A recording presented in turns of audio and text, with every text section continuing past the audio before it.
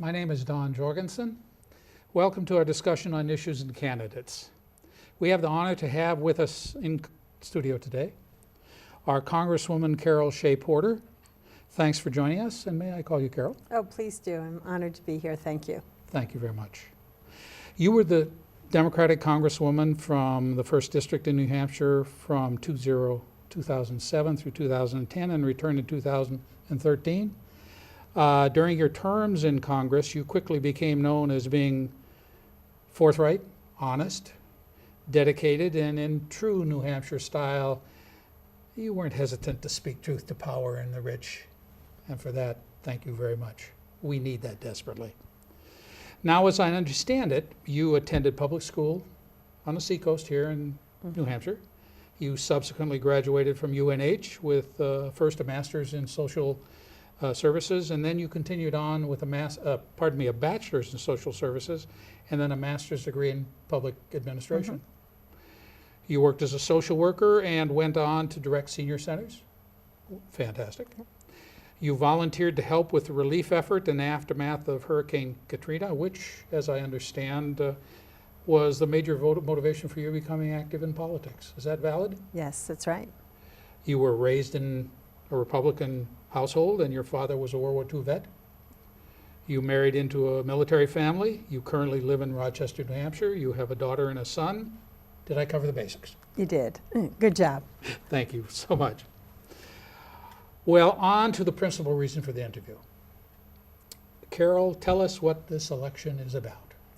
Well, I think this election's about fairness. This election is about the middle class. This election is about the recovery that we've had since 2008, when we had trouble with the banks, as everybody remembers, and so many people lost their jobs and lost their savings, and it was a very, very difficult time. The country almost went into depression, as you know. And I was there. I'm proud of the work that we all did to keep this country from going into depression. But I think the recovery has been uneven. We have seen the wealthiest really succeed, and their money and their profits have just jumped. And we have seen corporations doing very, very well. And we've also seen the CEOs with unbelievable salaries, salaries that nobody could have even imagined just a few short years ago. And yet the middle class, even though the jobs have come back and our unemployment rate is now below 6%, we still have what we call structural unemployment. That some areas the jobs have not come back, and if people are working, the jobs are flat. The wages are flat. And I believe that you can't grow this economy unless you grow the middle class. And you simply must have wages that reflect the true costs. And so we need to get fairer. This is about fairness. And I think we need to change the tax code so that we don't put the burden on the middle class, on the families, and also on small businesses while we favor and give subsidies. And we know it's true, that everybody knows that. They sense that it's not fair, that we are giving subsidies to the very wealthiest and to corporations, and allowing some corporations to get away without paying any income tax while we shift the cost onto the middle class. So it has to be about fairness. They're struggling. I said in 2006 the middle class is struggling and the poor have fallen, and I think we still have to deal with this problem today. Well, and every indicator supports that position. I mean, we have people that are living beyond the dreams of avarice, and others and the most others that are really struggling just to get by, working 2, 3 jobs sometimes. Absolutely. And that's absolutely detrimental to not only the household, but to the society as a whole. People don't have a chance to interact. All they're doing is work, work, work, and sleep, and that's about it. Right, so it's just too hard. It really is. Now, could you describe some highlights of your work as a member of the House Armed Services Committee? Well, I have a very special interest in the House Armed Services Committee because I was a military spouse, very proud of my husband's service. So it was a natural fit for me to go on that committee in January 2007. And we've done a number of very good things there. When we got there, we know that we had big, big problems with our soldiers being deployed over and over again, and we didn't have support programs that for their families and for them as well. So some of the things that I'm really, really glad that we were able to accomplish was we put a new GI Bill of Rights in. So just like my dad and the World War II generation were able to use benefits, we have more now for the soldiers that were in combat areas, college, and benefits that are transferable to their families. And we knew we need to put more money into the hospitals and into taking care of our wounded men and women. And we needed to pay more attention to the PTSD and other problems that come with the deployments. And so we've been able to put more funding in there and develop more programs, and that's been a good thing. But we're not all the way there yet. There's a lot more that we need to do to help the men and women. One of the problems that we're having now is that sequester that I did not vote for. I was not there and would not have voted for that. But the sequester really hurt the military. It hurt all of the budgets, but the cuts were so deep and so severe that it's had a really negative impact. So, we're still struggling. We were able to get rid of 1/3 of those cuts when we did the bipartisan budget, this term, but we still have work to do there. So it goes on. It goes on. Clearly ongoing issues. Right. Can you tie, and this is kind of related to this, somewhat tangentially, but talk to me a little bit about privacy and the NSA. It's in the news continually, been for a long time. It seems becoming more and more dominant in the conversation, so perhaps you could address that. Well, my father was always a big stickler on privacy and told us all along that we needed to make sure we protected our individual privacy. So I come by that naturally. I'm also proud to say that I'm a direct descendant of John Stark, who said, "Live free or die." Oh, really? Yes. So, it's in my family and it must be in my genes. But I know, and I've known, and I think we've all known, that we're not protecting Americans' individual privacy enough.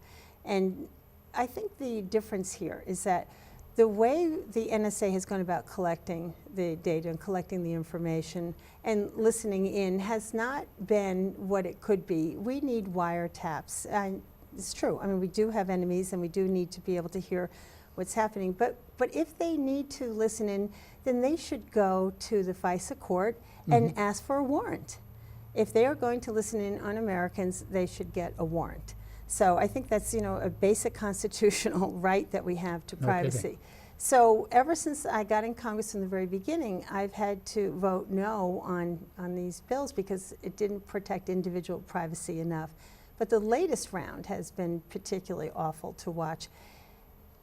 We should not ever, ever allow the government to look at library records without a reason. And of course, that's one of the things I've been talking about my opponent who didn't stop that. And we should never, never allow prospective employers to look at our passwords for Facebook or for Twitter or anything like that. That's totally unnecessary and a very clear violation. So I've been the one that has really protected our privacy. And we did have a congressional action when NSA when we found out everything about NSA and all the data they collected. So I signed on with a very conservative Republican named, his last name's Amash, for an Amash amendment to try to rein that in. Unfortunately, it got watered down, but we will continue to work on that because Americans have a right to expect privacy, and they have a right to expect that members of Congress will vote to support that right to privacy. Very clearly, yeah. The shotgun approach of looking at everybody's actions everywhere is just some kind of insane. I mean, that's just a contradiction to the basic rights of privacy. Warrant, exactly. And it's not hard to get a warrant in the FISA court. I mean, it's about From 100%. what we've heard, right, yes. it's about 100% success rate there. But get that warrant. Sure. Make it that step. Well, let's talk about another issue that has been getting a lot of attention recently, and that's the whole issue of campaign finance reform. You're known as a national leader in the fight for campaign finance reform. Why do you see these issues as so important? Well, I think all the money is really having a corrupting influence. I mean, it's very important. I don't take any corporate PAC money or DC lobbyist money. I never have, never will. And I think the problem here is that we don't know where the money's coming from. People, when they look at the TV or they get mailers, they don't know who's behind it. Is it big oil trying to influence a vote? Yes, of course it is. We have just a few players who are throwing tons of money into these elections trying to influence people. So I have supported a number of provisions. Number one, at least say who you are.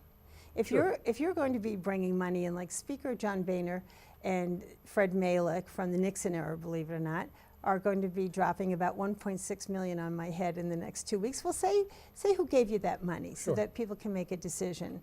Also, we know that this has an impact, to see it over and over and over again, and we don't have any way to correct them if they're right or wrong. We don't know who they are. I've also signed on for another provision. I think we should have a constitutional amendment, and I think we should have public financing to take the money out.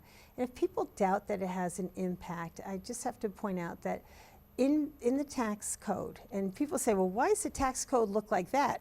And shouldn't we reform it?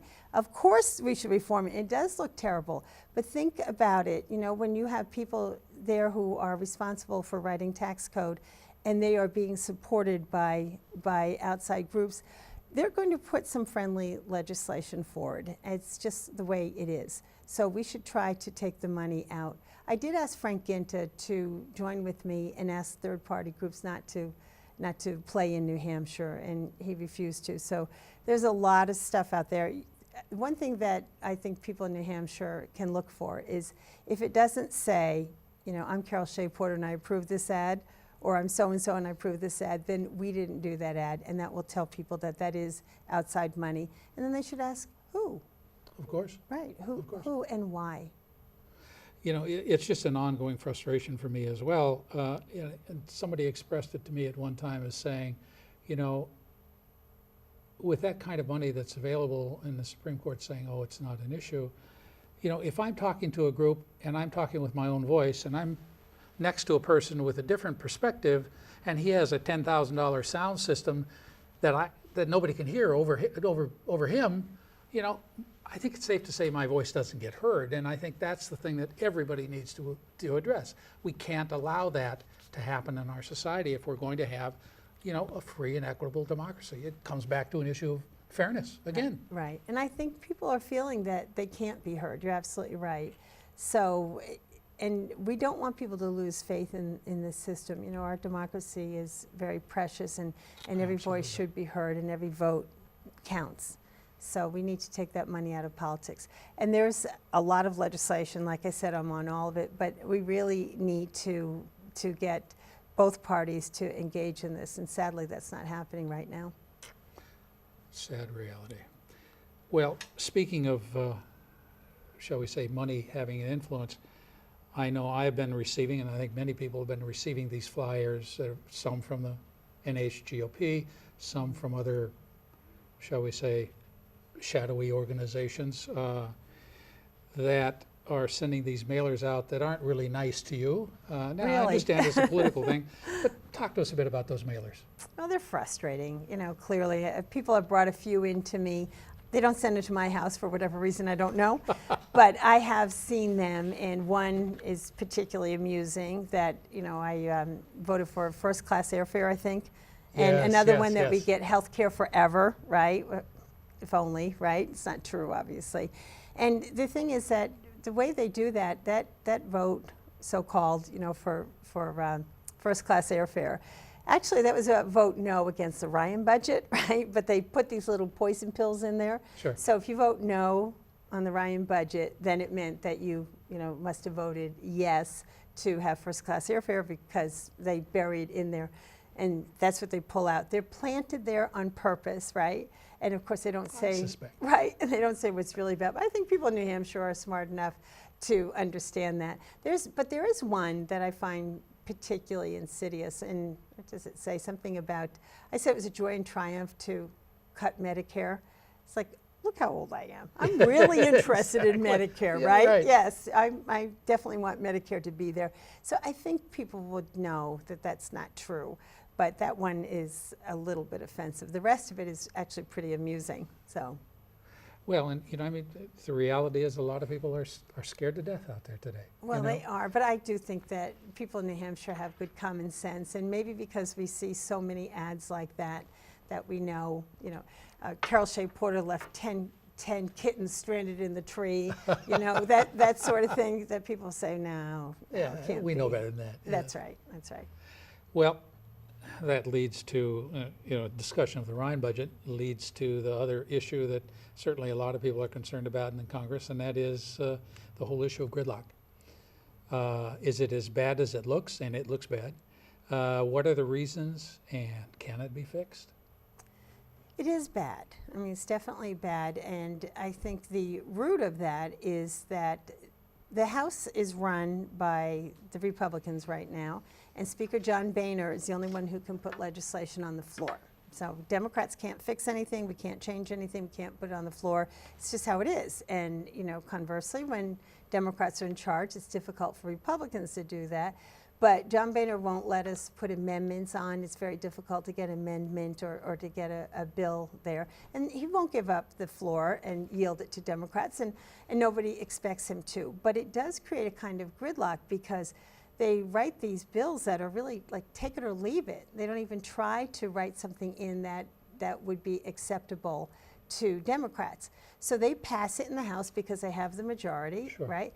And then they send it to the Senate, and the Senate won't touch it because the Senate has Democrats running it, and Democrats are not going to agree to do, some of the very severe cuts that they put in there.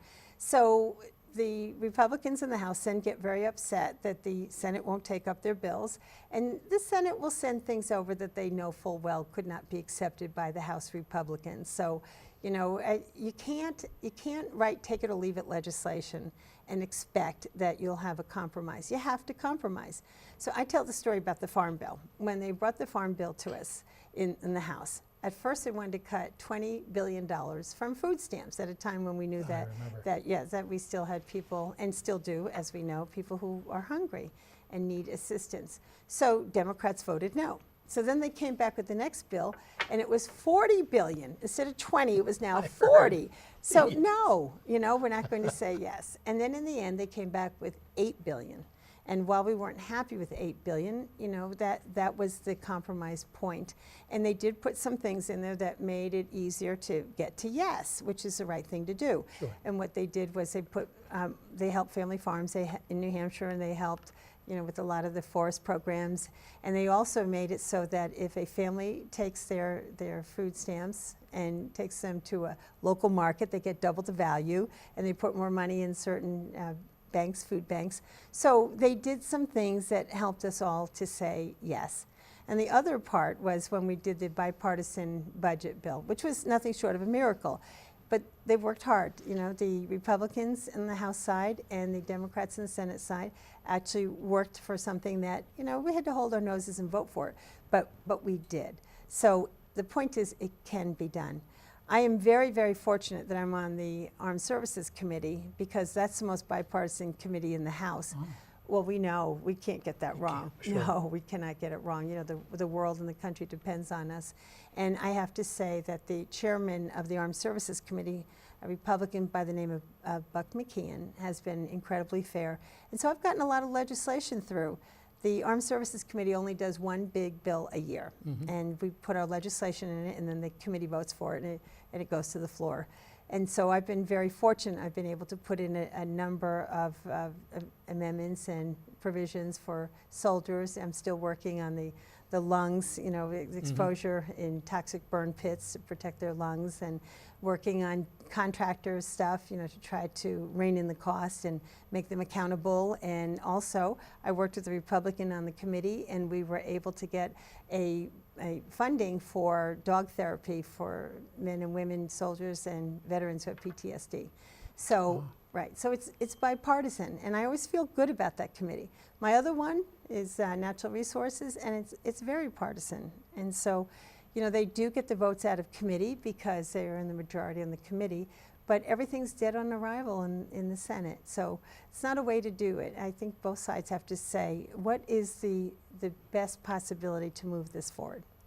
That whole issue of, or that old adage of, when everything is said and done, politics is the art of compromise. Yes, that's right. And there's some things that, we know that we can't meet them halfway to wrong. I mean, the Ryan budget would be disastrous, absolutely disastrous for for middle-class families, for students. It would be terrible for women with babies. It would be, I mean, they had cuts in it for programs such as Meals on Wheels, to reduce the funding. Sure. That's outrageous. We wouldn't accept that, and I can't believe they would expect us to. But there are other things that we can compromise on, so, let's do it. Let's find the common ground. That kind of leads to another issue that's obviously dominant in our world today, and certainly in our country, as a result of the disastrous financial actions that took place in the earlier 2000s. While there's clearly been some progress in economic recovery, it is very uneven. Can you give us kind of a brief synopsis of your perspective on this? Well, it has been very uneven, and the advantage has definitely been tilted towards the wealthiest. It all has to come back, if we're going to get fairness now, it has to come back to reforming our tax code. My opponent wants to abolish the IRS. Does anybody really think that that would be a good business practice, to abolish the IRS? And he doesn't say reform, he says abolish. And Yes. It's taking accounts receivable away from a business. And that would be very damaging. But we do need to reform. We need to reform Sure. the tax laws so that the middle class actually has, a good shot, and small businesses have a good shot. So, and this is not a surprise to anybody. We've been talking about this for a long time.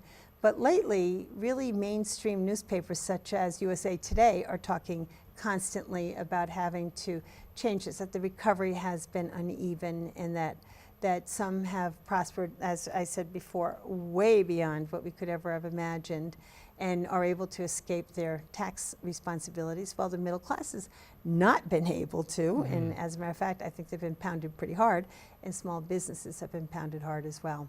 So we need to correct that. Sure. And while big corporations are doing extraordinarily well, and many not even paying taxes at all, as you'd said earlier, which is, again, that issue of fairness. Right. What's fair share, and who can best afford to pay as opposed to those that can't. Right. And again, let's talk about Speaker Boehner for a moment, because he's the one that could put tax reform on the floor today. And instead, when he was asked about it, and this is an exact quote, and it was written in the newspaper, he said, blah, blah, blah. Well, I think most Americans don't think blah, blah, blah. I think most Americans think that they're not getting a fair shake in that tax code. Talking about the Ryan budget and those issues that have come up about that, kind of leads to the concerns of many of us who are worried about Medicare and Social Security. How can we maintain and strengthen these programs? Well, first of all, Social Security has a simple solution on this, and it's been done by Republican presidents and Democratic presidents as well, and that would be to raise the cap. Because the way it works now, after a certain income, you don't have to pay a Social Security tax on your income anymore. So you could be earning, say, $2 million, and you don't have to pay after, I think it's about 117, 118 right now, but it's low. Mm-hmm. It's low, and it's not fair to somebody who's earning 40,000 or 50,000, and they pay on every single dollar. Exactly. And that's just not fair. So we could fix that, and I think we will have to do that. It's been done, and we'll have to do that again, and that would take care of that. On the Medicare side, one of the good things that the Affordable Care Act did was that it helped to stabilize Medicare, so they are going to be solvent even longer. It added 4 more years, and we'll have to continue to do that. We have, because of the ACA, we have slowed down the rate of growth, the rate of increase in the cost of health care. So we're expecting to have more efficiencies as well. So that will help. But I want to say one more thing about Medicare while we're at it. People didn't realize that it used to be that you couldn't get a annual physical, that it was not covered in Medicare. Yes. Right. And so a lot of older people couldn't even afford the upfront money, to go have the physical. Sure. To find out if they had anything wrong, anything developing. So I'm happy that that's covered now, and we've been closing the donut hole. Mm-hmm. So for prescription drugs, so it won't cost as much for them, and a number of other provisions that I think have really strengthened Medicare. So we have to keep working on these things. We're always going to have to tweak these programs. But I will say that these are earned benefits, and we need to protect Social Security and we need to protect Medicare. I think one of the biggest differences for Republicans and Democrats, and Frank Gintis said this at the Concord Monitor, I believe, the other day, he said that Republicans will be looking at chained CPI in order to figure out what their rates should be when they get their cost of allowance, adjustment in their Social Security checks. If you do a chain CPI, that is going to hurt senior citizens because, right, that's going to be very, very bad because it makes certain assumptions about spending, which is not true for seniors. Seniors spend more money, as we know, on health care than the general population, and that their expenses are different. So, and the chain CPI assumes, for example, that if the price of beef goes up, that people will just swap and get chicken. They can make adjustments, right? But you can't when you're a senior. You can't just swap the doctor out, swap the x-ray out, swap the medication out. Of course. So we really, really have to stay away from chain CPI. The president actually suggested that in his budget, and we wrote a letter, and a lot of us did, no. and he took it out. It's a bad idea. I think seniors need to watch that. Gotcha.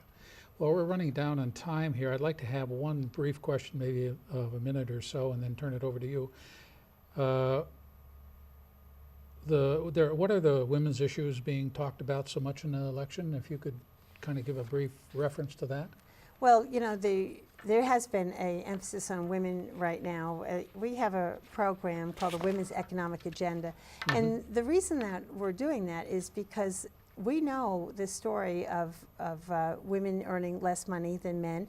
Actually, Frank Gintis has an ad saying that he would do something about it, so at least he knows that it exists.